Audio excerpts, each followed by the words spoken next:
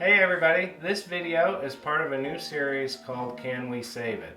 In this series we're going to go over repairs that are kind of challenging but also kind of fun. I'm not trying to bring in this type of work for the shop, just trying to share what's involved in fixing up some of the parts to make these bikes roadworthy again. If you'd like to, leave a comment and let me know what you'd like to see in the future. I'm going to do a short little tech video on fixing this original paint 1940 UL gas tank. This belongs to a friend of ours out in the East Coast, and he has the entire bike. It's all really good. It's a low mileage, beautiful original example of a 40 big twin side valve, but he has one problem that's keeping him from riding and enjoying it. The threads in here are stripped out. So here's one of our new gas valves. If you go like this, there's just no threads left. So I'm going to do a very delicate maneuver that I've never done before on a gas tank, but I've done it on other types of tanks. And basically, I'm going to sand this weld all the way around here, pop this bung out, and then weld in original bung that has the threads in it. This is kind of a sketchy maneuver, but I know I can fix it and it'll be fun to do. So a lot of people wonder what causes something like this, and that's a good question. This is a problem that happened probably because there was some trauma here. So this shift pivot was hit, and you can tell that it's a little dented here and a little distorted in here. So my guess is that when that happened, the bike was all together and it probably bent the rod, and maybe somebody tried unscrewing it and screwing it back in and the threads didn't line up and it broke it. Chances are this has been junk longer than I've been alive. So none of that matters.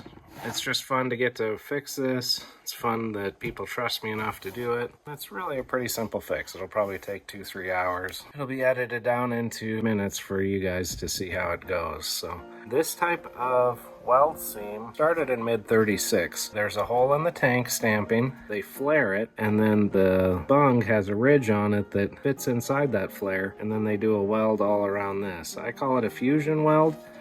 I'm going to ask Mike Morlock what the technical name is. He'll know exactly what to say. So basically what we're going to do is sand this edge until we see the seam of the flare and the bung. So let's find the seam.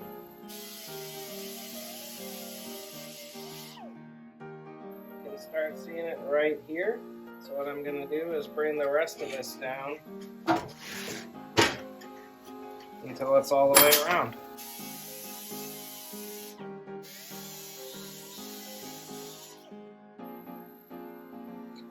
So it's good here, it's good here, it's good here. Need to do a little bit more right there. That's pretty good. Okay, so that really shows us where we still need the sand. You can see it's good all the way around here. I gotta do just a little bit more in that area.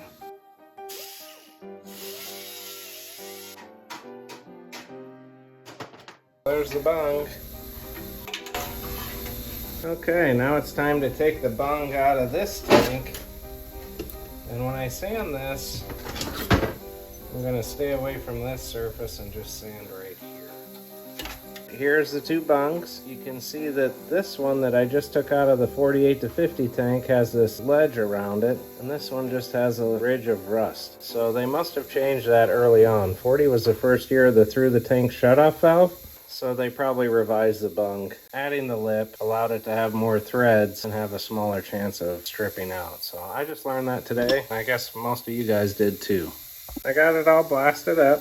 Turned out really nice. I also blasted the 41. You can see it's actually rotted completely through, which is hard to believe on such a beautiful original paint tank. After I weld this in, I'm going to pressure test it. Hopefully there's no other pinholes in it. My awesome dad lapped the sealing surface on here. I ran a piece of 40-43 rod through the tank. It's pretty easy to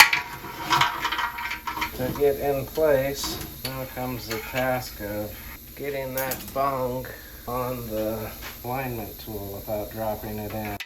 It's like playing Operation. There's got to be a better way. There it is, all lined up with the straightening tool. Now we're going to weld it.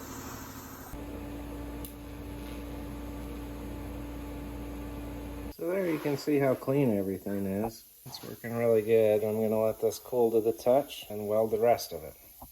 Okay, well, I got the bung welded in, and now it's time to pressure test it.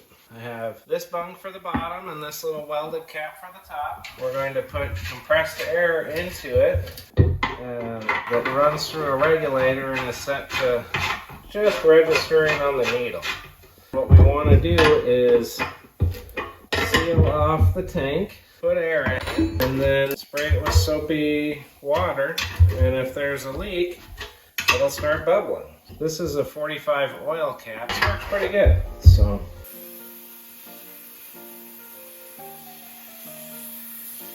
it's really blowing a lot of air in here. If you look closely, you can see it's all coming from right where that brass washer is. There are no bubbles on the weld. The weld is good. There's something going on right here. Oh, there's the pinhole. And I like to check the whole tank. I like the leak in this back stub. That one isn't leaking. That's a really good sign. Sorry, Levi. This thing probably hasn't been wet in 70 years, but you gotta make it work and double check everything. So this thing's all sealed up, and I have it mounted on a bracket that I use for a shaker. This is to clean out the gunk on the inside. We're going to put some of these roofing screws in here. Just a couple handfuls. We have this cup of solvent. I'll